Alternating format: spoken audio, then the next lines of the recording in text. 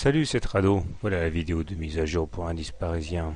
Victoire de taille aujourd'hui pour les haussiers puisque, comme vous pouvez le constater sur le graphe, eh bien de hautes luttes, deux bastions sont tombés.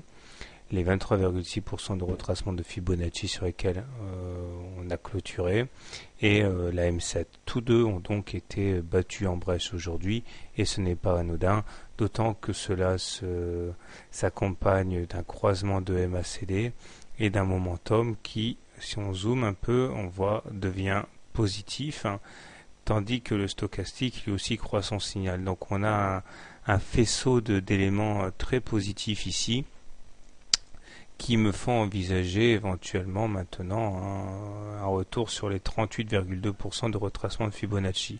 C'est pas rien du tout.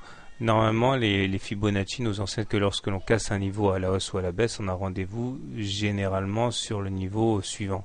C'est ce qui se passe là. Les 23,6% ayant lâché, tendanciellement, on a tendance à aller chercher le niveau dessus.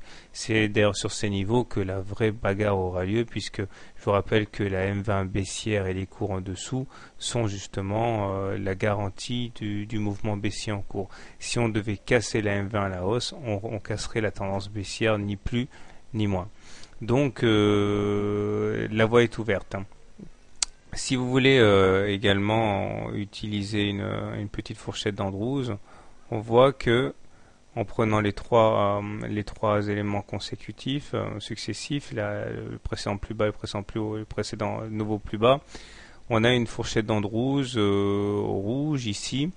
D'ailleurs, sans plus tarder, je vais la faire changer de couleur parce que ce sera plus clair, qui indique comme objectif, hein, de manière très classique, eh bien, le ralliement de la médiane ici, c'est-à-dire les 3340, 3350 par là.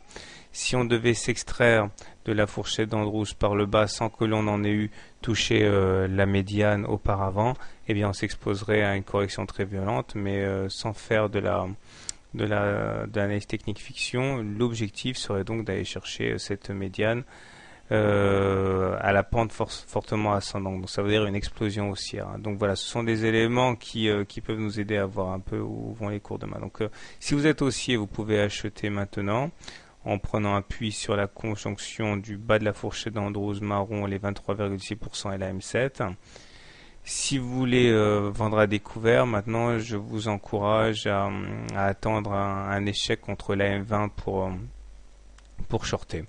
Maintenant, si vous êtes vraiment très agressif, vous pouvez shorter dès maintenant, mais bon, bien sûr, vous exposez d'autant plus au risque, même si évidemment ça peut être plus rémunérateur. Voilà, bonne soirée, bon trade, et à demain.